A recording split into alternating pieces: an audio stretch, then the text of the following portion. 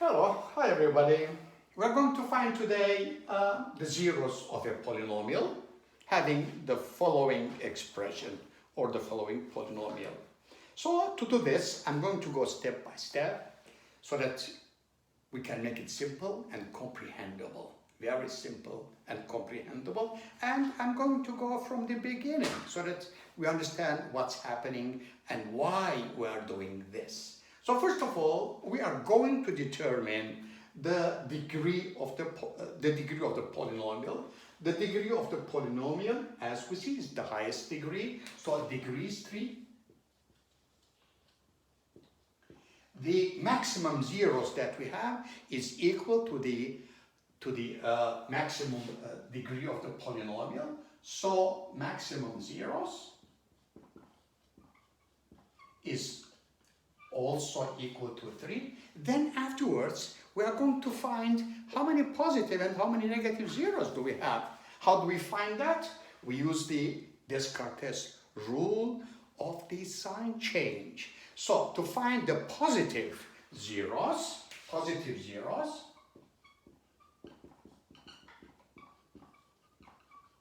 we use Descartes rule of sign change. And as we know, as we see, there is no sign change here, there is one sign change over here, and there is no sign change over there, so we have one positive zero. That was Descartes' rule of sign change, and we know that. Then afterwards, we try to find the number of the negative zeros. To find the negative zeros, what do? We need to find, as Descartes' rule said, we go to f negative x, and we need to find how many times the sign changes. So we write it just in this format this time, minus 7 negative x and minus 6. Okay? And now, let us first simplify this. We get negative 2x to the power 3 plus 11x to the power squared plus 7x and minus 6. Then after that, once again, we look for the sign change. Is there a sign change? Yes, this is negative and this is positive, so there is one sign change. Is there a sign change between those two? No, there is no sign change. Is there a sign change between this? Yes, there is another one. So total, how many sign change do we have? We have 1 plus 1, we have 2 sign change. So we write down 2 sign change, so we have 2 negative zeros. Now, after having said this, we do the following. Watch what I will do at this time. I'm going to erase this. I'm going to erase this. And I'm going to make a little chart so that I know where should I go, okay? So I need to plan forward what I will do. So I'm going to make a little chart like this. And I'm going to write down positive zeros, negative zeros, imaginary zeros if there are imaginary zeros, and the total zeros. Do I know the total zeros? Yes, I know. I should have 3 zeros. There you go. 3 zeros. Do I know how many positive zeros do I have? I have 1 positive zero.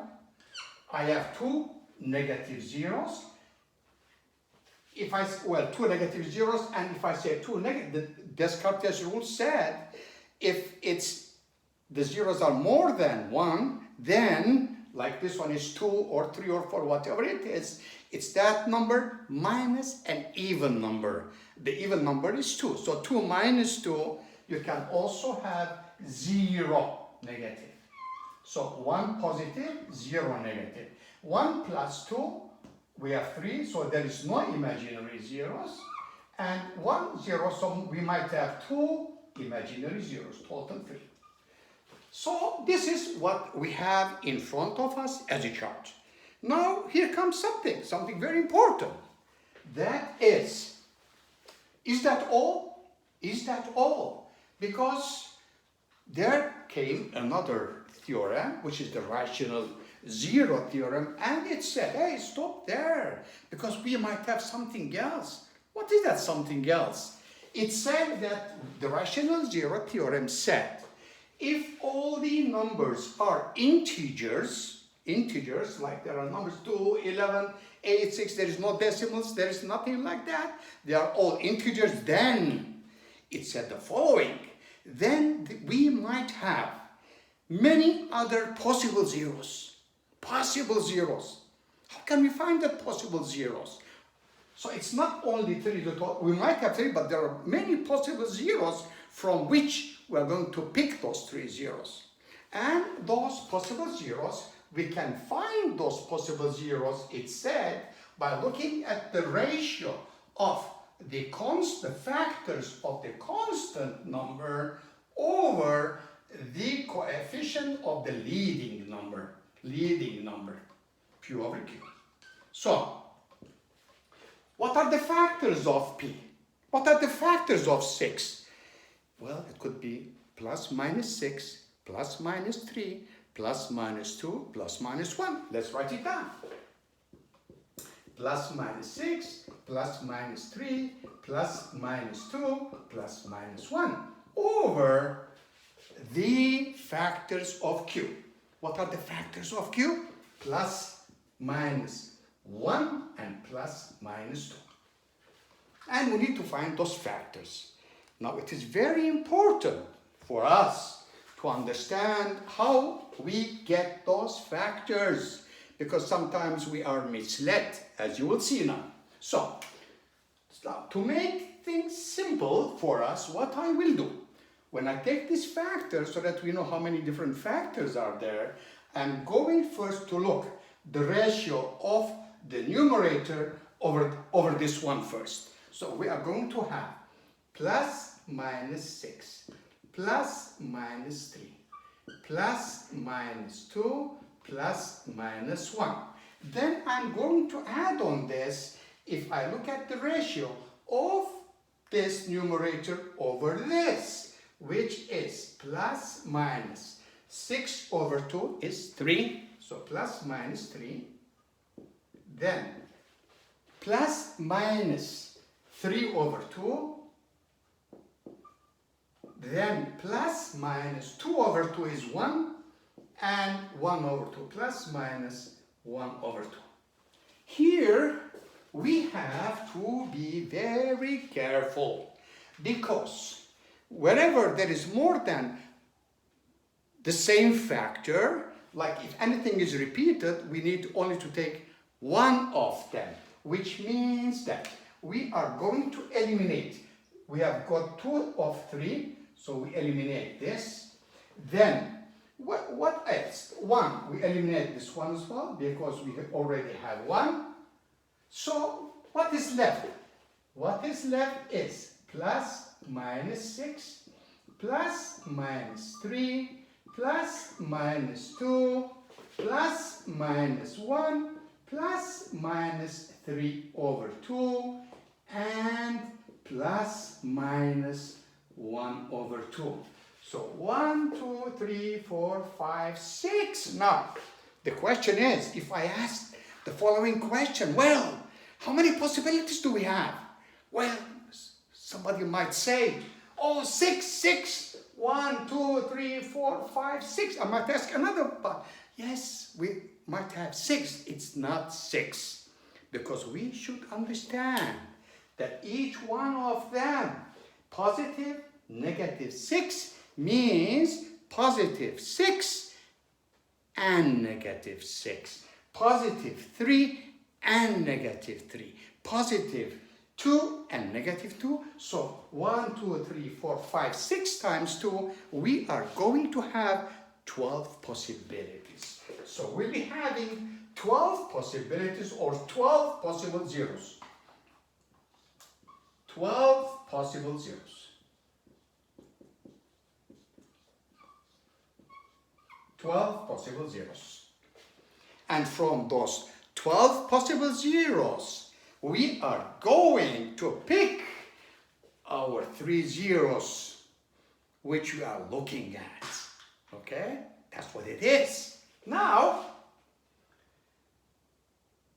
I think I will continue at this time, and we're going to pick up to check which ones are the ones that we are looking for. We are going to identify those, okay? So I'm going to erase this top, erase this, and go for it. We're going to find what can we do. So please just pay attention. Let's go for it, okay? I'm going to erase this.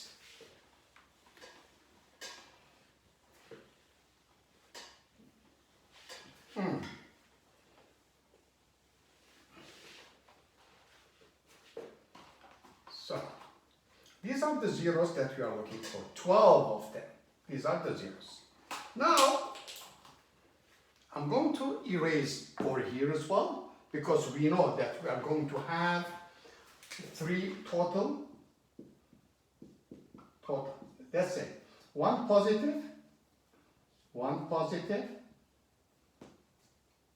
2 negative, total 3.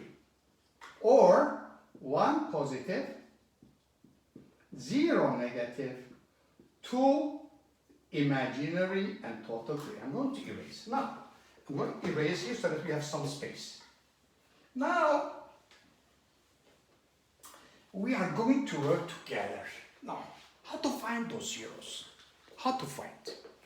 Now, we are going to go to different strategies, okay? We are going to use the factor theorem to find which one. The factor theorem is which one, if we apply, it might give us a real zero at the end, okay? That's one of them. Now, since we have 12 zeros, and if we apply the factor theorem, which means that if we apply all of them together and just plug in and check which one gives us 0, it would be one of the factors that we are looking for. Another method is that we can use the graph of this function. We can use the graph of the function, and in this graph, look which one is approximately one of the zeros of this polynomial. And after we check that which one is approximately, we have to apply the factor theorem. We have to apply. So if we plug that whatever number we selected in this function and check that it's 0, then it's going to be one of them. Now, I am going to go to the other method at this time, not about the let's say the graphing method, because why I'm choosing at this time? Suppose that we don't have the Desmos with us, and we can't look at the graph how it's going to look like. So I'm going to go to another strategy at this time, even though you can use any one of them.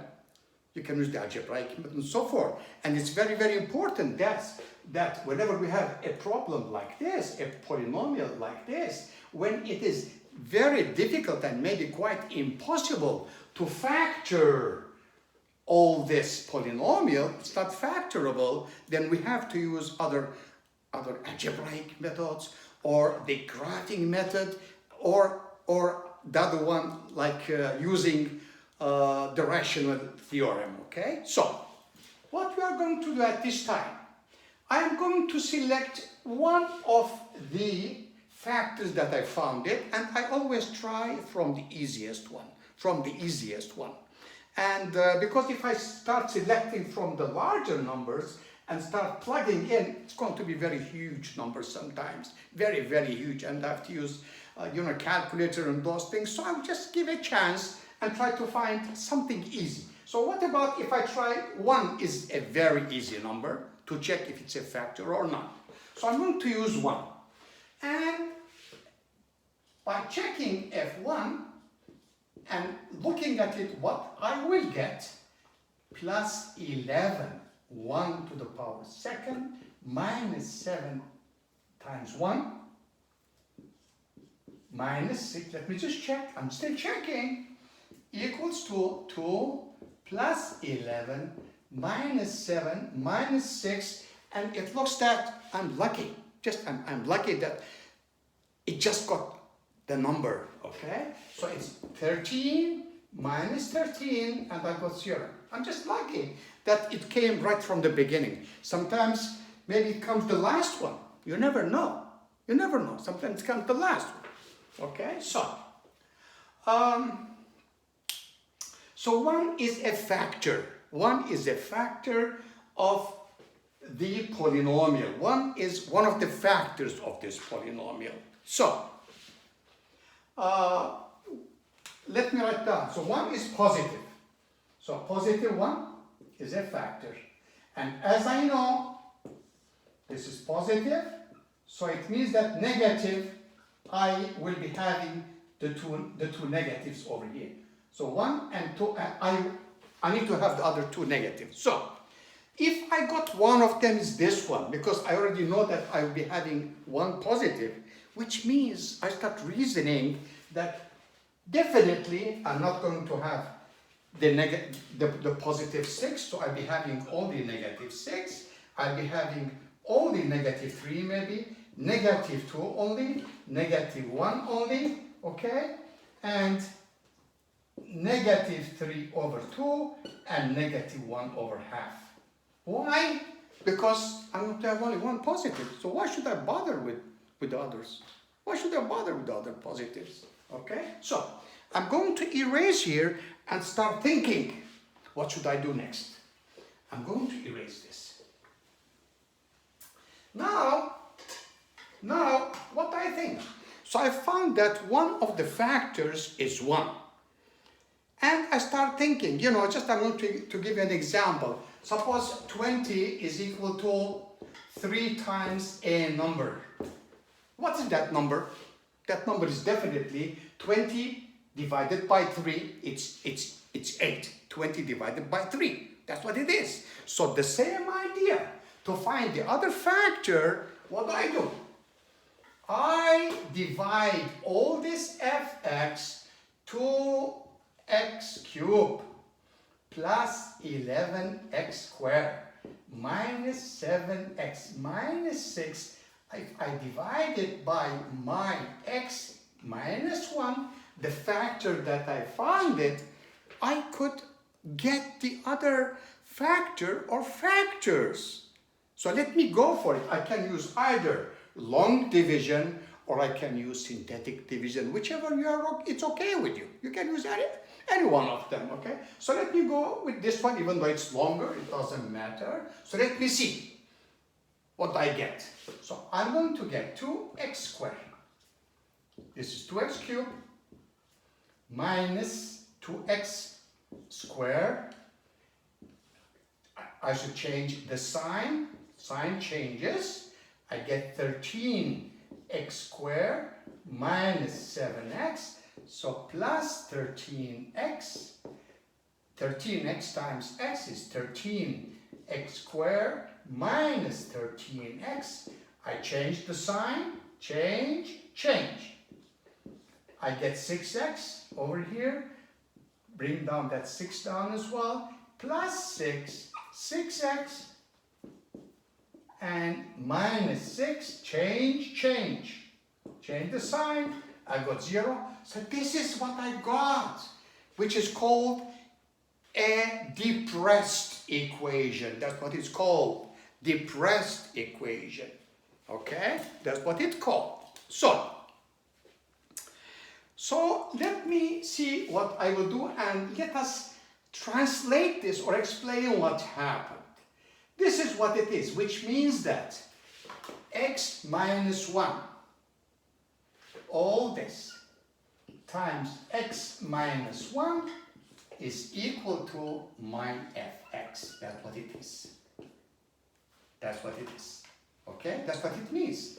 It means that my function, 2x cubed plus 11x squared and so forth, is equal to this depressed equation times x minus 1. That's what I got. Now, the point is, can I factor this further? If I factor this further, because I need to find my other two negative zeros, or the zero negative, you know what I mean? So, I need to find that, okay? So, of course I can factor this, but what I will do, because sometimes some of us find difficulty in factoring this, you can factor this actually very easily, because this is equal to x times x, 6 and 1 plus, that's what it is, and x minus 1, that's what it is, okay? But I am not going to do this at this time, even though I can. But I will do it in another way, so that in case if we cannot factor it, then we might have another option from the other side. What is the other option? What's the other option? What type of equation is this? This is a quadratic equation. So, if it's a quadratic equation, if we cannot factor it, what can we do? Use the quadratic formula.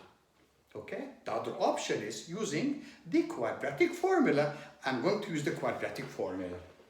Okay? So I'm going to use the quadratic formula. To use the quadratic formula, I'm going to put my x1 and x2 will be minus b plus minus b squared minus 4ac over 2a, where a is equal to 2. A is equal to 2.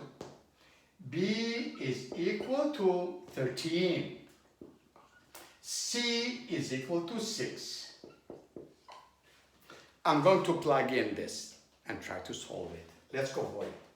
Equals to minus b, 13, plus minus 13 squared minus 4 times 2 times 6. There you go. Over 2 times 2. Okay? So, let me continue. I will get minus 13 plus minus 169 minus 48 over 4, which is equal to minus 13 plus minus 169 minus 48, 121, which is 11 square root 11 over 4. X 1 and 2 is equal to negative 13 plus minus 11. I'm going to erase the top part, okay? And bring that one up there. There we go. So, my other two solutions are negative 13 plus minus 11 over 4. So one of them is x1 is equal to negative 13 plus 11 over 4, which is equal to negative 2 over 4, which is equal to negative 1 over half. There you go, negative 1 over 2. And my other one is negative 13 minus 11 over 4, negative 24 over 4 is equal to negative 6. There you go. So what did I get? One of my factors is 1. That's 1. So I have 1.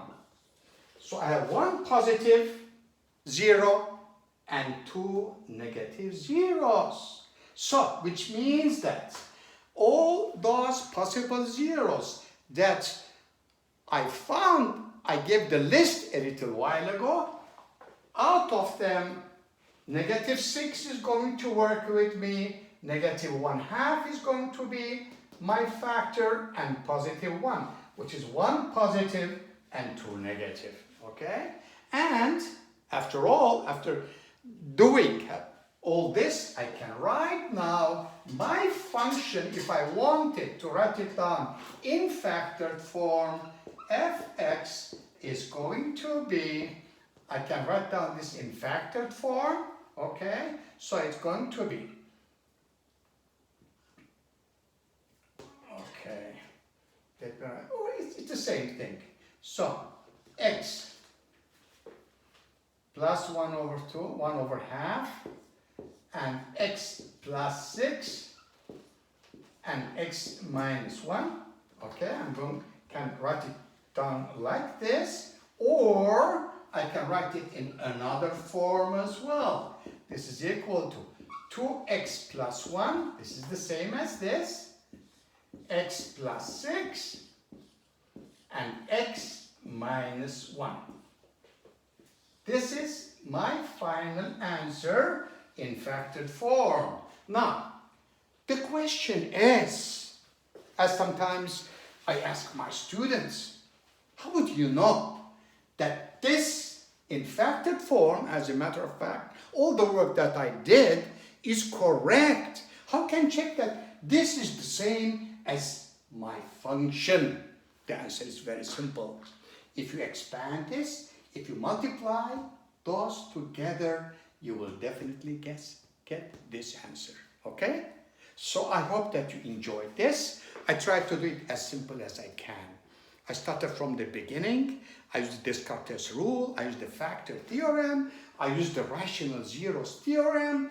And all this bringing together a blend of it, we solved how to find the zeros of the polynomial, picking from all the possible zeros that we have, okay? Thank you. What a great evening together today with you, okay? See you next time. Thanks. Bye.